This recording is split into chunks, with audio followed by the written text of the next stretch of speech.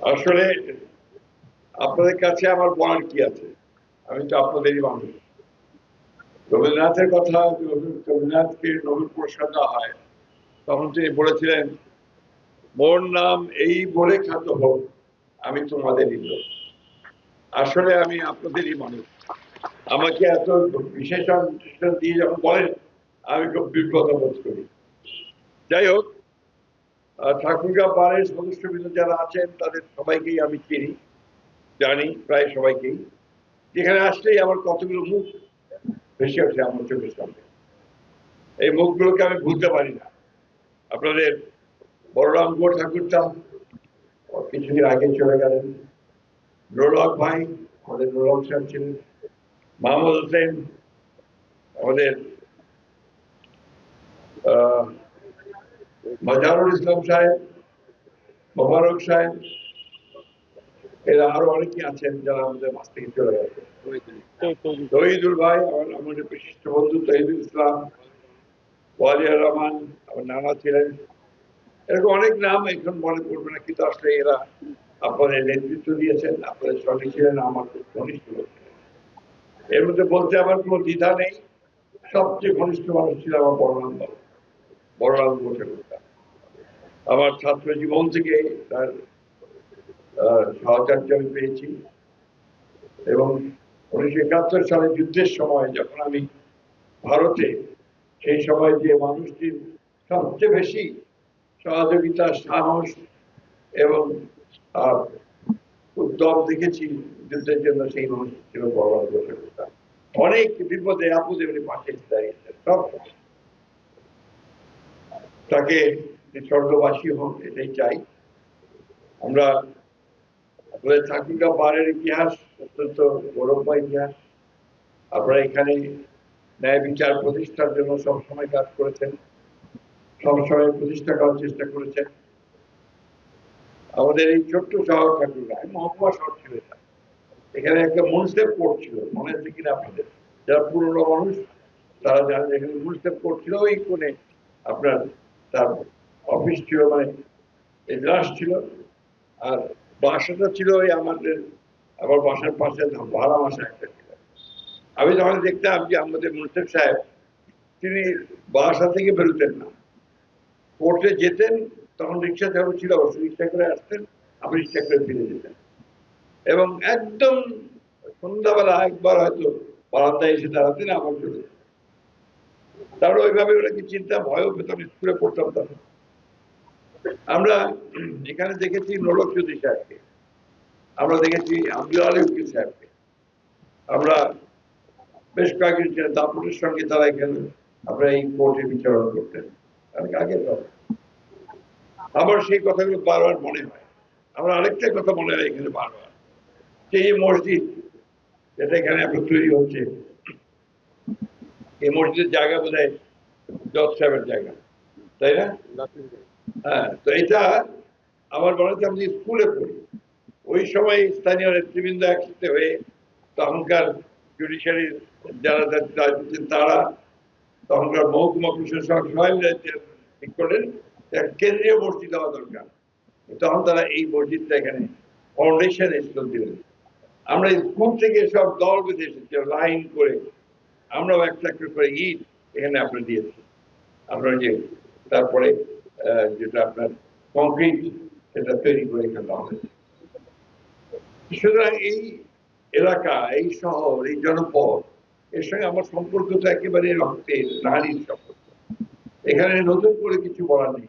আমি তো এটুকু বলতে চাই আপনাদেরকে, যে একটা বিষয় সবসময় আপনারা ধরে রাখার চেষ্টা করবেন, সেটা হচ্ছে rule of law and justice, ইনসাফ। এই দুটো জিনিস যদি আমরা ধরে রাখতে পারি, তাহলে আমরা সমাজকে অনেকখানি এগিয়ে দিতে পারবো। দুর্ভাগ্যক্রমে বিগত বেশ কিছু সময় ধরে আমরা এই জায়গাগুলো থেকে বঞ্চিত হয়েছি, এবং আশা করি আমরা আগামী দিনগুলোতে আমরা যেটাতে আমরা প্রতিশ্রুতিবদ্ধ, যে আমরা ন্যায় বিচার প্রতিষ্ঠিত করতে চাই, আমরা আইনের শাসন প্রতিষ্ঠা করতে চাই, এবং সমাজে ইনসাফ প্রতিষ্ঠা করতে চাই, এই বিষয়গুলো আমাদের মাথায় রাখতে হবে। আপনারা আপনাদের বার্ন লাইব্রেরির কথা বলেছেন, অন্যান্য উন্নয়নের কথা বলেছেন, আমরা চেষ্টা করছি ঠাকুরগাঁ যত দ্রুত সম্ভব গোটা ঠাকুরগাঁকেই একটা উন্নয়নের জায়গায় নিয়ে যাওয়া যায়। এখানে আমরা ইতিমধ্যে আমরা একটা ইউনিভার্সিটি অ্যাপ্রুভাল হয়ে গেছে, ভিসি নিয়োগ হয়ে গেছে, বাসা ভাড়া হয়েছে এবং ইউনিভার্সিটি তৈরি করবার জন্য জমি আমরা নির্দিষ্ট করা হয়েছে, তার বরাদ্দের জন্য আমরা কাজ করছি।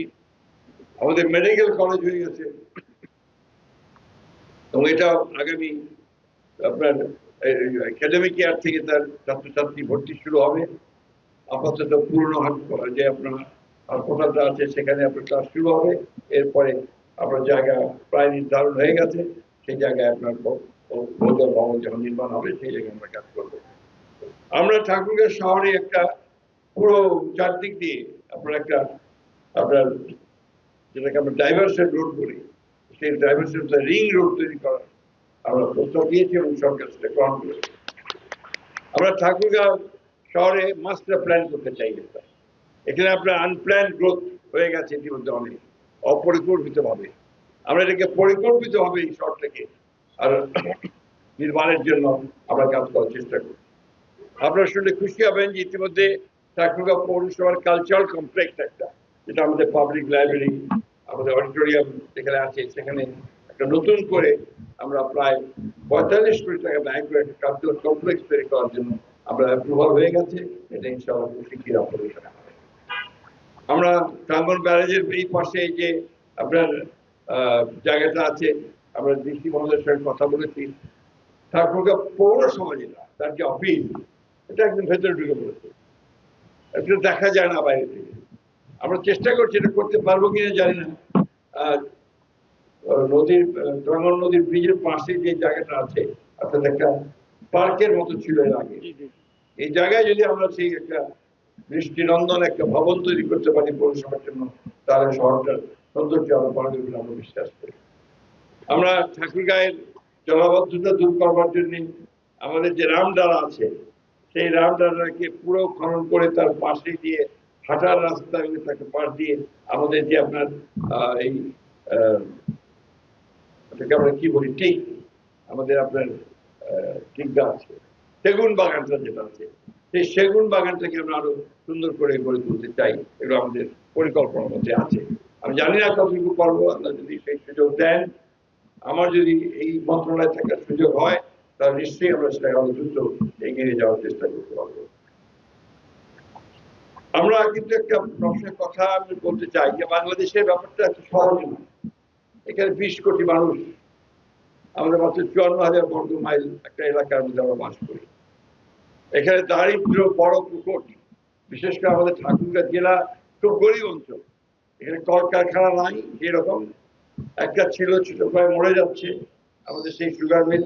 এছাড়া কিন্তু আর কোনো সেই ধরনের কোনো ইন্ডাস্ট্রি নেই যে ইন্ডাস্ট্রিতে হাজার হাজার লোক কাজ করবে, তাদের এমপ্লয়মেন্ট হবে, সেই ধরনের কোনো কাজ নেই। আমরা সেটা চেষ্টা করছি যাতে করে এখানে আপনার একটা শিল্পাঞ্চল গড়ে তুলতে হয়, যাতে করে আমাদের জনগণের আয়ের সংস্থান হবে, সেই চেষ্টাটা আমরা এখানে করতে পারি। আমরা চেষ্টা করতে চাই যে এখানে ঠাকুরগাঁতে আপনার অ্যাগ্রো বেসড ইন্ডাস্ট্রিজ, অর্থাৎ কৃষি ভিত্তিক ছোট ছোট শিল্প কারখানা গড়ে তুলতে পারি, তাহলে আমরা আমাদের এলাকার মানুষের অনেক উপকার করতে পারবো বলে বিশ্বাস করি। আসলে বাংলাদেশে একটা দীর্ঘ লড়াই হয়েছে, সংগ্রাম হয়েছে। আমরা একটা একটা শাসন ব্যবস্থা থেকে বেরিয়ে আসতে সক্ষম হয়েছে, নতুন একটা সম্ভাবনা সৃষ্টি হয়েছে। এই সম্ভাবনা হচ্ছে যে গণতান্ত্রিক ব্যবস্থাকে সুদৃঢ় করা। গণতন্ত্র যদি চলে, গণতন্ত্র যদি প্র্যাকটিস হয়, তাহলে বাকি সব কাজগুলো হয়ে যায়। আমরা যে প্রতিষ্ঠান তৈরি করতে পারি, জুডিশিয়ারি একটা সত্যিকার অর্থে ন্যায় বিচারের কোন রকম আপনার প্রভাবমুক্ত একটা জুডিশিয়ারি যদি আমরা তৈরি করতে পারি, তাহলে আমাদের সাধারণ নাগরিকের উপকৃত হবে। আমরা একটা প্রশাসনকে যদি দক্ষ প্রশাসন হিসেবে গড়ে তুলতে পারি, তাহলে রাষ্ট্র উপকৃত হবে।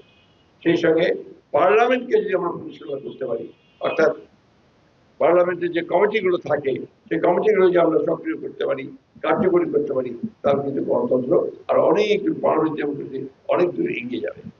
সমস্যা আছে অনেক, এই সমস্যার মধ্যে থাকবে বিরোধিতা, থাকবে আবার বিরোধী দল থাকবে, আন্দোলন হবে, তার মধ্য দিয়েও প্রতিষ্ঠানগুলো যদি আমরা সুস্থ প্রতিষ্ঠান করতে পারি, তাহলে কিন্তু আমরা আমাদের গণতন্ত্রকে টিকিয়ে রাখতে পারবো।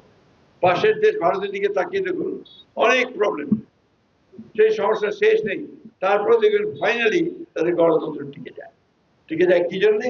যে তাদের প্রতিষ্ঠানগুলো দাঁড়িয়ে গেছে, বিচার বিভাগ দাঁড়িয়ে গেছে, সম্পূর্ণ ইন্ডিপেন্ডেন্ট বিচার বিভাগ, আপনার প্রশাসন অত্যন্ত দক্ষ প্রশাসন, এবং আপনার যে জুডিশিয়ারি, সেম টাইম আপনার মিডিয়া, তাদের অত্যন্ত স্ট্রং মিডিয়া যেভাবে দাঁড়িয়ে।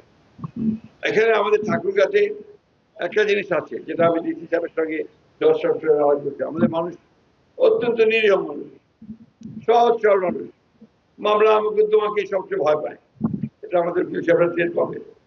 একটা মামলা হলে মনে হলো যেন মাথা ভেঙে পড়লো। এটা কিন্তু আমাদের মানুষকে ফেস করতে হয়েছে গত কয়েক বছর। আমরা অকারণে বিনা কারণে আমাদের লোকদের নামে মিথ্যা মামলা হয়েছে, বাড়িঘর ছেড়ে পালিয়ে বেরিয়েছে, একটা ভয়ঙ্কর অবস্থা ছিল। আল্লাহর কাছে অশেষ রহমত, সেই অবস্থা থেকে আমরা বেরিয়ে আসতে পেরেছি। এখন আমাদেরকে একটা এমন সমাজ গড়ে তুলি, যে কথাটা আমি আলাপ করেছি, একটা মিটিংও করেছি, মাদক মুক্ত সমাজ গড়ার চেষ্টা করতাম। এটা আমাদের এই সমাজের জন্য, সারা বাংলাদেশে এবং আমাদের ঠাকুরের জন্য একটা বড় সমস্যা। আমাদের ছেলেরা নষ্ট হয়ে যাচ্ছে, ব্রিলিয়ান্ট ছেলে পেলে সমস্ত আপনার একদম নষ্ট হয়ে যাচ্ছে। এই জায়গাগুলো থেকে আমাদের বেরিয়ে আনার চেষ্টা করতে হবে। সেই জন্য শুধু আইন শৃঙ্খলা রক্ষাকারী বাহিনী বা ডিসি সাহেবকে দিয়ে হবে না, আপনাদের সচেতনতা গড়ে তুলতে হবে। আপনার সমাজের সবচেয়ে শিক্ষিত মানুষ, আপনারা যদি উদ্যোগ নিয়ে বেরিয়ে আসেন, এগিয়ে আসেন, তাহলে এখানে অনেক বেশি সাফল্য অর্জন করা সক্ষম হবে আমি মনে করি। আমি বক্তব্য দীর্ঘ করবো না। আপনাদের বহুতল ভবনের কথা বলেছেন, এটা তো আমারও দাবি, এই দাবিটা আমার। আমি এর জন্য যা কিছু করা দরকার সেটা আমি চেষ্টা করবো। আপনাদের কাছে আমার অনুরোধ থাকবে যে আপনাদের চাপটা অব্যাহত রাখবেন, অর্থাৎ আমার সঙ্গে যোগাযোগটা রাখবেন। আমরা যেভাবে এগোতে চাই সেভাবে একটা অনুরোধ করবো, আপনাদের এখানে জমি তো খুব বেশি নাই, আর এই জমির মধ্যে কি করে বহুতল ভবনে গিয়ে আপনারা করতে পারেন, তার একটা প্রজেক্ট তৈরি করেন, প্ল্যান তৈরি করেন, নিয়ে আসেন। সেটা আপনাদের যে জমি আছে সেই জমির উপরে আপনারা একটা প্ল্যান তৈরি করেন, একটা পরিকল্পনা করেন, সেই পরিকল্পনা নিয়ে আসেন, আমরা দেখি আমরা কি করতে পারি, আমরা চেষ্টা করবো, আপনার চেষ্টা করবো। আমি বক্তব্য দীর্ঘ করবো না, অনেক সময় হয়ে গেছে। আমি শুধু আপনাকে অনুরোধ করবো যে আমরা যারা ঠাকুরগাঁর মানুষ, আমরা ধরেন না তার রাজনীতির কথা দূরে রাখি, ঠাকুরের কথাটাকে ভাবি, এবং ঠাকুরের মানুষের উন্নতি কিভাবে হবে, সাধারণ মানুষের উন্নতি কিভাবে হবে, সেই চেষ্টাটা আমরা করবো। আমাদের এখানে দারিদ্র খুব বড় রকমের সমস্যা, কিন্তু খুব বড় রকমের সমস্যা। আপনারা যে এয়ারপোর্ট করে আমাদের ঠাকুরের মানুষ, এয়ারপোর্ট হবে ইনশাল্লাহ, অলরেডি কাজ শুরু হয়ে গেছে, তার ফিজিবিলিটি বলেছে, কিন্তু এয়ারপোর্টে চড়বে কে ট্রেন? ঠিক কিনা? 10,000 টাকা বলে ভাড়া, 10,000 টাকা বলে কটার গরিবা পড়বে আমার বলেন? তাও করা হলে ভালো একটা এয়ারপোর্ট হলো, সবাই যাতায়াত করবে।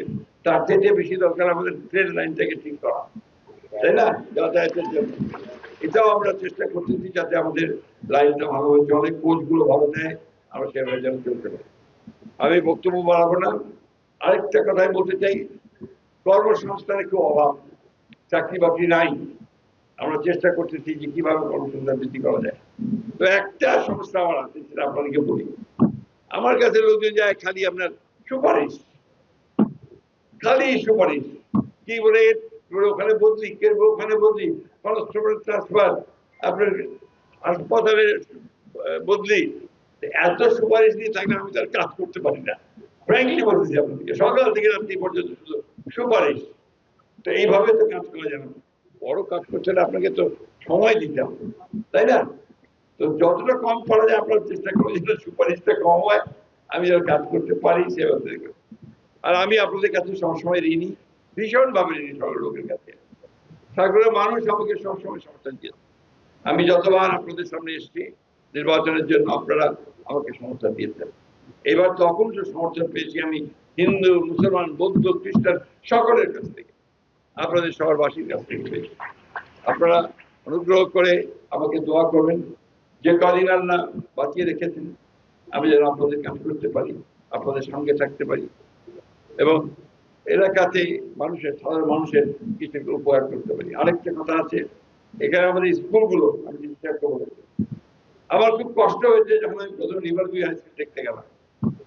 আমার মনে হলো যে সমুদ্রটা একটা পরিত্যক্ত গরুর একটা খামার হবে, এইরকম করুণ অবস্থা। অথচ এই রিভারভিউ হাই স্কুলটা কত সুন্দর ছিল।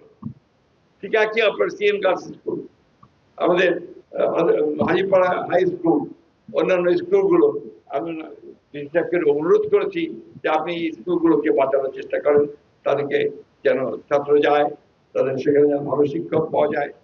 হেডমাস্টার নাই, হেডমাস্টার জোগাড় করতে হবে, সেইভাবে কাজ করতে হবে। আসুন সবাই মিলে আমরা ঠাকুরগাঁকে উন্নত করবার চেষ্টা করি, ঠাকুরগাঁ মানুষের দারিদ্র্য দূর করবার চেষ্টা করি। আপনাদের যে সমস্ত কথা আপনারা বলেছেন, আমি আপ্রাণ চেষ্টা করব আপনাদের এই ভবন নির্মাণের জন্য। অনেক ধন্যবাদ। আমাদের সবাইকে চেষ্টা করতে হবে আমরা যেন একটা সুখী, সমৃদ্ধ, ন্যায় বিচারের, মানবিক মর্যাদায় বাংলাদেশ গড়ে তুলতে পারি। এই বলে আপনাদের আবারও সুস্বাস্থ্য কামনা করছি, সাফল্য কামনা করছি। ধন্যবাদ সবাইকে। আসসালামু আলাইকুম।